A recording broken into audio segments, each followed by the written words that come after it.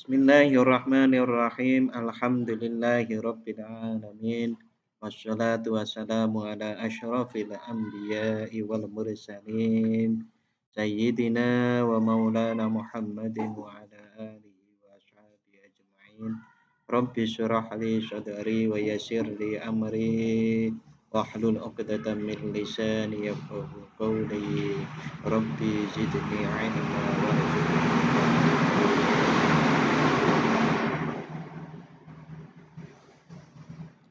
Bapak dan saudara-saudara rahimakumullah. Kadang-kadang kalau dengar suara truk ini kayak di Pantura ya. Berbahaya nang ini, berbahaya terus jadi ramai sekali ini kalau truk-truknya ini. Kayak Pantura, truknya wakai.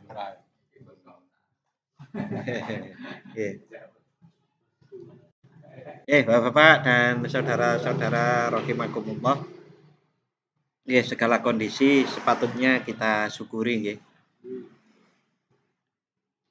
Salawat serta salam semoga tetap tertimpakan kepada Nabi Muhammad SAW. Hari ini saya mengajak saudara-saudara dan bapak-bapak untuk memahami lebih mendalam lagi tentang Quran surat Al-Baqarah ayatnya 216.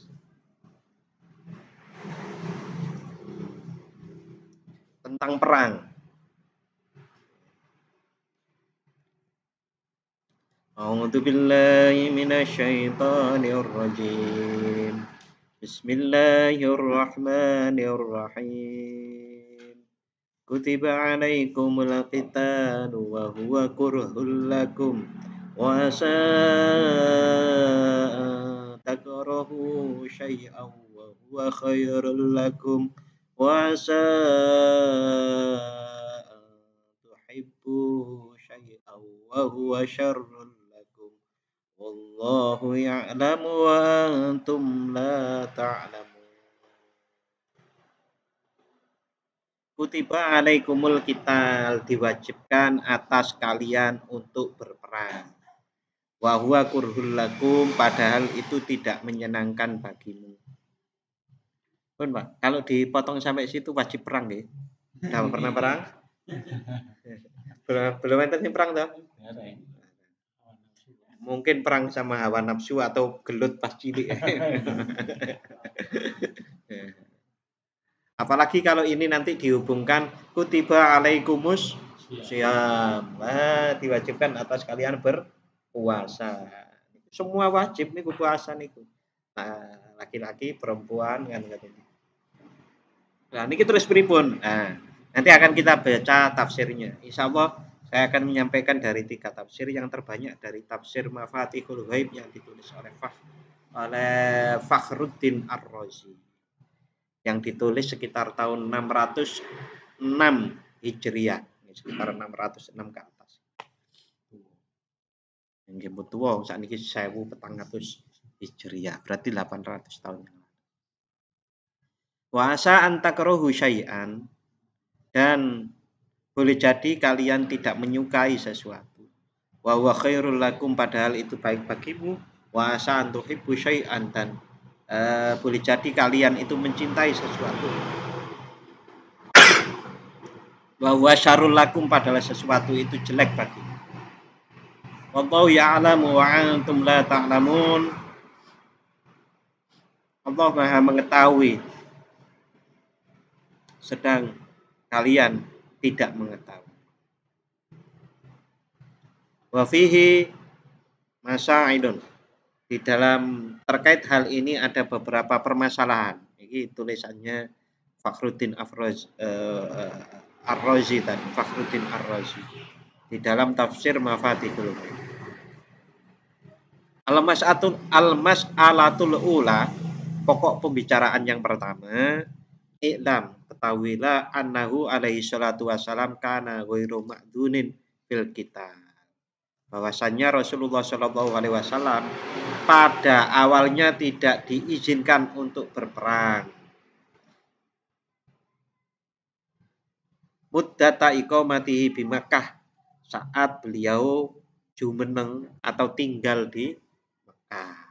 falamma hajaro, dan tatkala setelah hijrah udzina lahu fil qital, diizinkan untuk beliau berperang kepada mayyuqatiluhu, kepada orang-orang yang memerangi Rasulullah minal musyrikin, dari orang-orang musyrik. Cuma udina lahu fil qital, kemudian diizinkan kepada beliau untuk berperang memerangi fi qitalil musyrikin, untuk berperang melawan musyrik secara umum. Summa faradallahu jihad, kemudian Allah mewajibkan jihad. Wa khatalafal ulama fi hadhil ayat, para ulama berselisih pendapat tentang ayat ini tadi. Faqala qaumun, salah perbedaan pendapatnya, yang sebagian berpendapat innaha taqtadi wujubal qital, sesungguhnya ayat ini menuntut adanya kewajiban berperang bagi orang muslim alal kul, terhadap semua orang. Jadi semua kaum muslim itu wajib berperang, paling tidak seumur hidup menurut pendapat ini. Wa'an Makhul, dan ada seorang ulama namanya Makhul, innahu kana yahlifu indal baiti billah annal ghazwa wajib, bahwa Makhul ini pernah bersumpah di depan Ka'bah bahwa berperang itu adalah wajib. Ini pendapat beliau. Perang itu wajib. Pokoknya orang lain berpendapat apa saja, pokoknya menurut saya wajib. Nah, ini ada nukilan wa nukila ani Ibnu Umar wa Atha, dan dinukil dari Ibnu Umar dan Atha. An hadhil ayat taqtadi wujubal qital ala ashabir rasul. Ini kewajiban berperang adalah untuk sahabat Rasulullah Shallallahu Alaihi Wasallam. Fida di kalau waktu fakot, di waktu itu saja. Ini pendapatnya Ibnu Umar dan Atha. Berarti ada dua ya. Yang pertama pendapatnya wajib pokoknya perang, pokoknya wajib. Bahkan kalau dijelaskan lebih lanjut, paling enggak namanya wajib itu 1 kali dalam sehidup harus pernah perang. Sama dengan para ulama saat mengambil hukum dari hadis kuntu nahaitukum an ziyaratil kubur, kalian pernah aku larang untuk ziarah kubur. Terus fazuruha, sekarang kalian ziarahlah ke kubur. Itu wajib 1 kali paling enggak. Tapi nek makam orang tuanya nek sekali ya kebangetan ya. Ya paling enggak setahun sekali lah niku wis elek iku. Setahun sekali pas arep bodo napa arep pas ruah nggih nek. Rencane Indonesia niku Jawa terutama wis diatur nggih.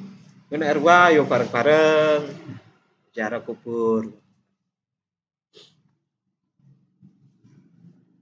Hujjatul awalin, adapun orang-orang yang mewajibkan berpendapat kewajiban perang bagi semua orang muslim tadi itu adalah anna qaulahu kutiba yaqtadi wujuba, bahwa perkataan kutiba itu adalah menunjukkan kewajiban.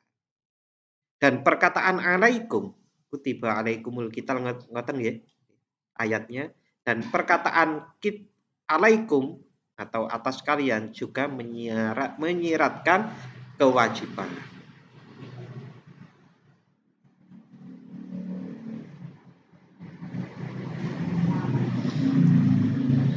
Lalu penjelasan selanjutnya, alaikum itu wajib bagi orang dulu maupun orang yang sekarang. Jadi tadi kan ada pendapat itu diwajibkan untuk para sahabat pada saat itu sajalah. Bantahannya bagi yang berpendapat pokoknya harus pernah berperang itu ya karena alaikum itu Al-Qur'an itu kan untuk wong dhisik karo wong saiki karo akan datang kan. Jadi enggak bisa dong kalau pendapatnya itu hanya diwajibkan bagi para sahabat. Nanti secara sederhana kalau sudah semua ditumpuk ngeten iki, nanti ada 3. Wajib perang. Yang kedua, wajib perang bagi para sahabat. Yang ketiga, perang itu fardu kifayah. Nah, kalau sing perang kan entek negara Islam. Nah, gitu. Coba kalau mboten enten resolusi jihad pada tanggal 22 Oktober ya, resolusi jihad. Yang sekarang diperingati Hari Santri ini. Ngiler. 22 Oktober ya. Itu resolusi jihad yang dikeluarkan oleh Kiai Haji Hasyim Asy'ari yang waktu itu Rois Rois Akbar. Karo Kiai Haji Hasyim Asy'ari niku namine Rois Akbar. Itu kan begitu perang jihad wajib niku medal sedaya, Pak. Medal sedaya niku sing iso perang metu, sing ora iso perang nggih metu, sing gadahi pari nggih dimasake dan seterusnya. Saya menyadari bahwasannya itu luar biasa. Luar biasanya itu nggih karena selama ini waktu itu nggih selama itu kalau kita lihat peperangan yang diperjuangkan oleh kaum orang Indonesia ini kan sepotong-sepotong nih, sepotong daerah sana, sepotong daerah sini. Tapi begitu harus karena sudah dinyatakan kemerdekaannya toh, semua harus jihad gitu kan. Wah, niku kerjasamanya rapi, Pak. Sampai sing Cirebon niku bagian wiritan ngiriti bambu runcing antara sing ngoten nggih ceritane. Ya pokoke kabeh to, Pak. Kabeh niku ya ana pedang digawa pedang, ana beras digawa beras, ana donga nggih digawa donga ngoten niku barang. Nah, niku luar biasa. Nanti ada akhirnya menjadi 3 seperti itu. Nah, sekarang kita pahami coba satu persatu bagaimana pendapat ini akhirnya kok bisa menjadi 3 pendapat. Oke, ini tadi alaikum itu menunjukkan orang sekarang, orang besok, orang dulu itu ya punya kewajiban. Jadi tidak bisa dipotong-potong, itu hanya untuk kewajiban bagi orang yang sahabat saja.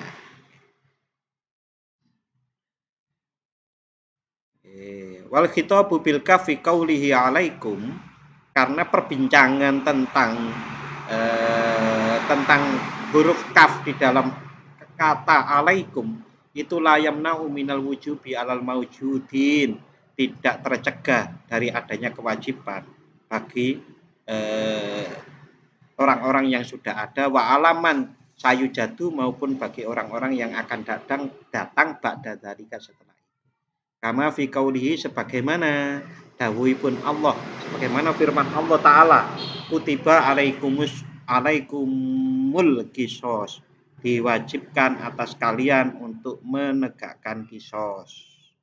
Al-Baqarah 178. Lalu ada ayat yang lain, kutiba alaikumus syiyam, Al-Baqarah 183. Jadi hukuman kisos ditetapkan atas kalian. Yang pertama tadi, yang puasa ditetapkan atau diwajibkan atas kalian.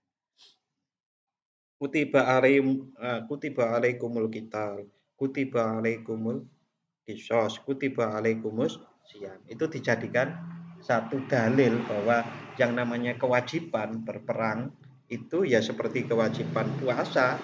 Orang dulu, orang sekarang, orang besok semua wajib. Qisas juga saya. Oke, ini yang berpendapat bahwa perang itu wajib. Nek ngoten niku berarti orang Indonesia dereng enten sing perang, apa maneh sing lahir tahun 70 sampai saat ini kan betul pernah perang. Oh, tapi demo pun Pak, demo kan ora perang, demo niku perang boten. Nggih, kalau 65 itu disebut berperang nggih boleh juga lah. Yang perang tau nggih. Halo? Oke.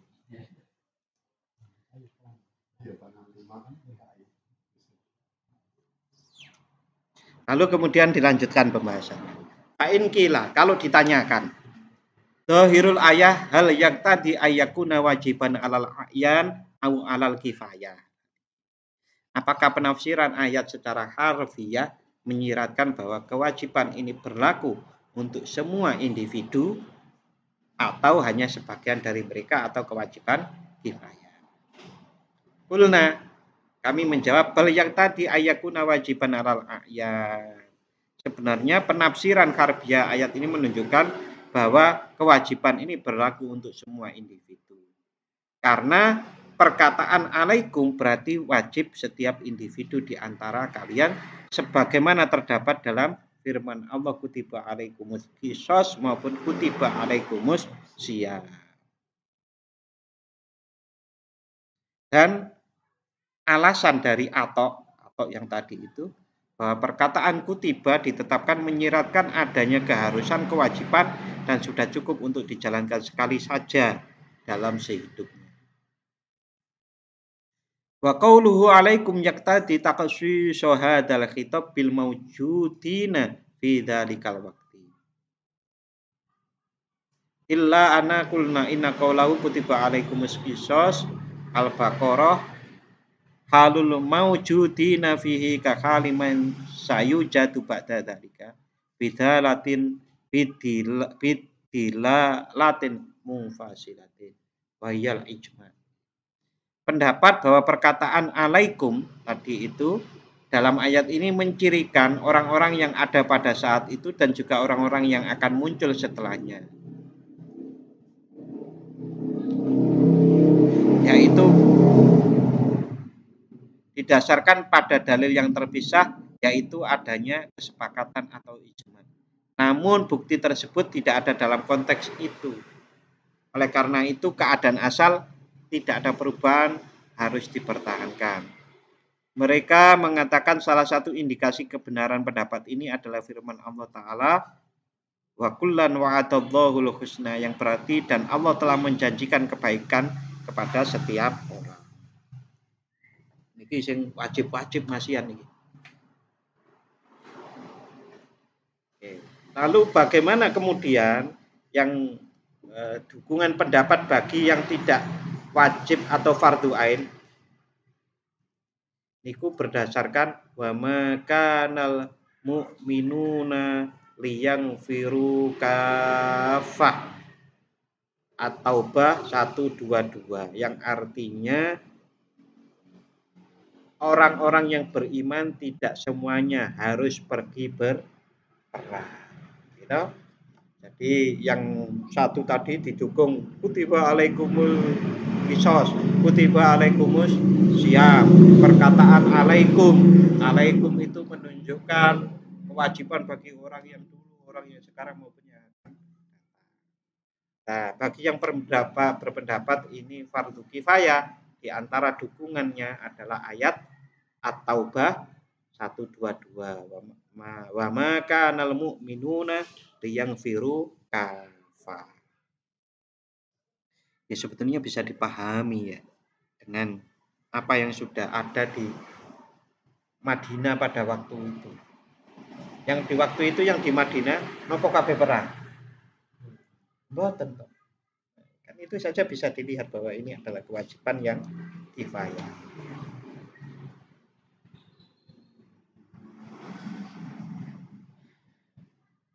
Lalu ada satu penjelasan yang lain yang lebih detail. Bahwasannya jika orang-orang musyrik masuk ke wilayah orang-orang muslim, berarti negara muslim, umpamanya Indonesia. Setelah merdeka niku toh. Terus kan mlebu malih to niku. Maka tercenter resolusi. Nah, niki yang sepertinya yang digunakan Kiai Hasyim Asy'ari termasuk salah satunya dasar. Kalau ada orang musyrik masuk ke masuk dalam pengertian kan menyerang kaum muslim, maka wajib berjihad terhadap mereka itu. Nah, yang wajib jihad itu sinten mawon, semuanya. Sing mampu yang enggak mampu. Sing mampu itu berarti di depan, yang enggak mampu ya bagian mendukung, bagian golek napa golek banyu napa pripun, kan intinya seperti itu. Semua harus berperang. seperti sekarang ini kan mirip seperti itu, Bapak. Yang nggak bisa berangkat ke Palestina atau kalau berangkat malah ngerepoti. Wong Indonesia melu perang nang Palestina, ora iso perang lah malah ngerepoti ya. Nah, maka kita yo bantu aja. Kemarin sudah bantu 1 juta pinten akhirnya. Kantor pinten? 1.620.000. Nah, umpamanya seperti itu. Semua kan mendukung toh jadinya. Dengan urunan. Ya, gak duit ya donga kan.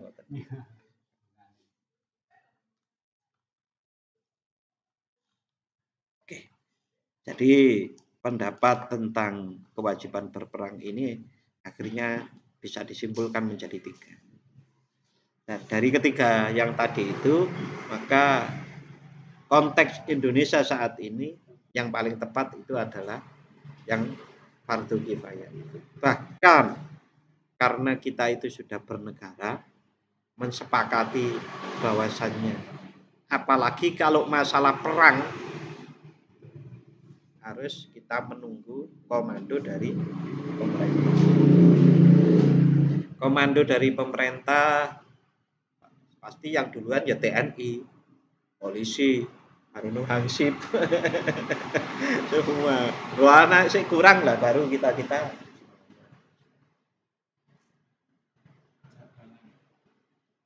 cadangan.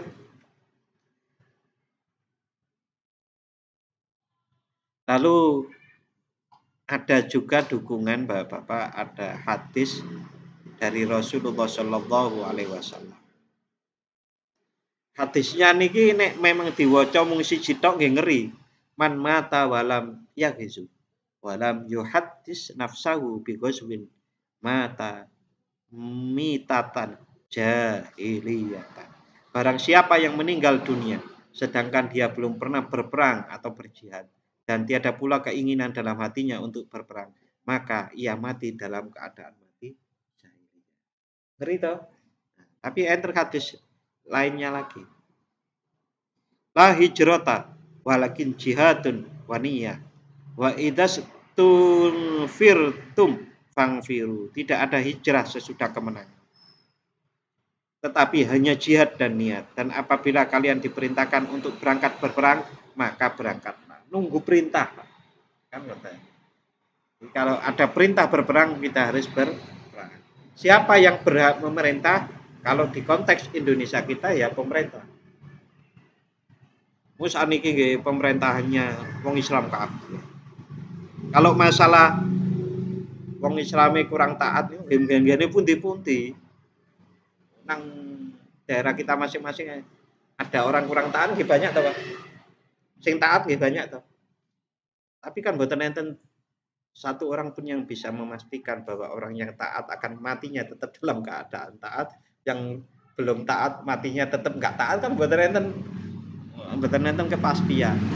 Makanya berislam itu akhirnya menjadikan diri kita niku boten apa?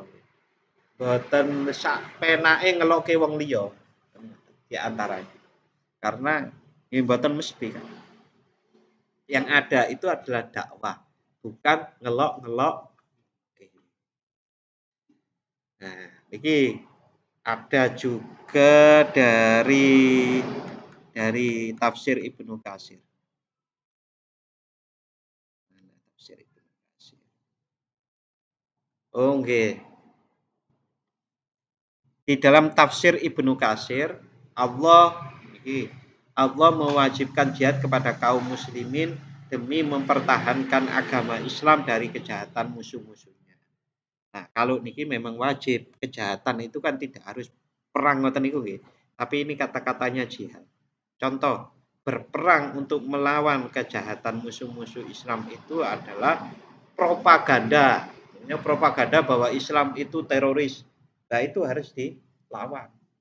Bahwa Islam itu agama primitif nih, itu ngomong gitu nih. Karena perempuan tidak boleh berdaya, kan ngoten niku enten toh. Nah, maka kita harus juga berjihad dalam pengertian sungguh-sungguh untuk menolak itu dan memberi tahu yang sebenar-benarnya. Masih di dalam kitab tafsir Ibnu Katsir, Az-Zuri mengatakan jihad itu wajib atas setiap orang, baik ia ahli dalam berperang atau tidak. Bagi orang yang tidak bisa berperang, apabila diminta bantuannya untuk keperluan jihad, maka ia harus membantu. Dan apabila dimintai pertolongannya, maka ia harus menolong. Apabila diminta untuk berangkat berjihad, maka ia harus berangkat. Tetapi jika tidak diperlukan, ia boleh tinggal atau tidak berjihad. Ini tafsir-tafsir yang dikarang ditulis pada tahun-tahun sebelum Islam selebar ini dengan adanya bangsa dan negara. Jadi pendapatnya masih seperti itu. Kalau Kemenak sendiri di dalam tafsir yang dibuat oleh Kemenak RI, maka pendapatnya niku tegas. Perang itu hukumnya wajib kifayah dalam rangka membela diri dan membebaskan penindasan. Bila musuh telah masuk ke dalam negeri orang-orang Islam, hukumnya wajib menjadi ain, fardu ain. Hukum wajib perang ini turun pada tahun kedua Hijriah, ketika masih di Mekah atau sebelum hijrah, Nabi Muhammad SAW dilarang berperang. Baru pada permulaan tahun hijrah Nabi diizinkan perang bila mana perlu. Berperang dirasakan sebagai suatu perintah yang berat bagi orang-orang Islam, sebab akan menghabiskan harta dan jiwa. Lebih-lebih pada permulaan hijrah ke Madinah, kaum muslimin masih sedikit, sedang kaum musyrikin mempunyai jumlah yang besar. Berperang ketika itu dirasakan sangat berat, oleh karenanya tadi itu wa huwa kurhul lakum. Tapi karena perintah berperang sudah datang untuk membela kesucian agama Islam dan meninggikan kalimatullah, maka Allah menjelaskan bahwa tidak selamanya segala yang dirasakan berat dan sulit itu membawa penderitaan, tetapi mudah-mudahan justru membawa kebaikan. Bukan tadi diungkapkan di wa asa an takrahu syai'an wa huwa khairul lakum wa asa an tuhibbu syai'an wa huwa syarrul lakum. Manusia kita ini seringkali merasakan bahwa sesuatu itu berat, padahal sesungguhnya yang berat itu baik. Kadang kita itu menyukai sesuatu, padahal sesuatu itu contoh yang paling kecil niku kan ngeten iki. Kita semua tahu bahwasannya kebersihan itu kan baik. Tapi kan tidak setiap ada kotoran, ada sampah, lalu kita tergerak untuk membersihkannya kan. Tahu bahwa kalau ada sampah itu yang paling bagus nggih disisihkan. Kita juga tahu yang namanya sholat duha, sholat tahajud itu nggih baik. Tapi kadang-kadang ditinggal malah sering ditinggal kan ngoten. Nggih, kadang-kadang manusia kita itu mengetahui sesuatu itu baik tapi kemudian tidak dikerjakan. Padahal kalau sesuatu yang baik itu membawa kebaikan.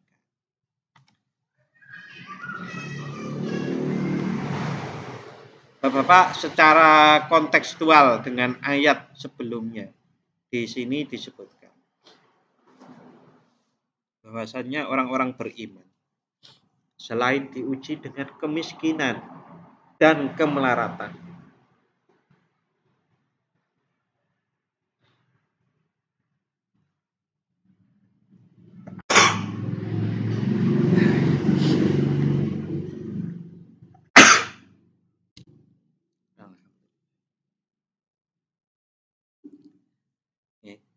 kaum mukmin itu selain diuji dengan kemiskinan dan kemelaratan, juga diuji dengan mengorbankan jiwa.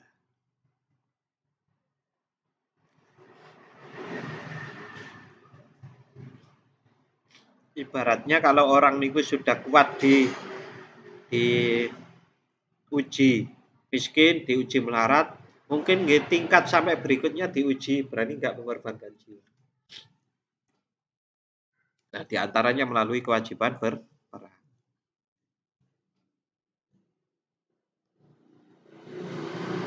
Oke, Bapak-bapak dan saudara-saudara rahimakumullah, untuk malam hari ini cukup. Kesimpulannya bahwasanya berperang berdasarkan ayat-ayat Al-Quran dan hadis-hadis yang ditafsirkan kemudian oleh para ulama itu ada 3. Dan yang sangat cocok dengan kita terutama itu adalah bahwasanya berperang itu adalah fardu kifayah. Lalu kalaupun siapa yang berperang yang fardu kifayah yang menjalankan duluan itu ya sesuai dengan perintah dari negara. Tidak boleh berangkat sendiri, nanti akan membuat perkara. Contoh, yang sudah ikut ISIS itu kan sekarang ingin pulang toh. Banyak tahu kabar-kabar seperti itu. Karena ternyata di sana juga berbeda dengan bayangan mereka. Islam paling api itu ISIS itu bayangannya waktu mau berangkat kan. Sampai sana nggih, wah ternyata sama sekali enggak bagus, terus pengen pulang. Terus. Bapak-bapak, itu saja dan mudah-mudahan bermanfaat. Kita doa sama-sama. A'udzubillahi minasyaitonirrajim. Bismillahirrahmanirrahim. Allahumma shalli wa sallim ala sayyidina Muhammad wa ala ali sayyidina Muhammad walhamdulillahi rabbil alamin. Allahumma ighfir lana dhunubana wa liwalidayna warhamhum kama rabbayana shaghara. Rabbana dhalamna anfusana wa in lam taghfir lana wa tarhamna lanakunanna minal khasirin. Allahumma sabbit imanana wa nawwir qulubana وبارك لنا فيما أعطيتنا وسددنا في الدنيا والآخرة. اللهم إنا نسألك بحسن الخاتمة ونعوذ بك من سوء الخاتمة. ربنا آتنا في الدنيا حسنة وفي الآخرة حسنة وقنا عذاب النار. وصلى الله على سيدنا محمد وعلى آل سيدنا محمد. سبحان ربك رب العزة عما يصفون وسلام على المرسلين walhamdulillahi rabbil alamin. Pernuhun. Wassalamualaikum warahmatullahi wabarakatuh.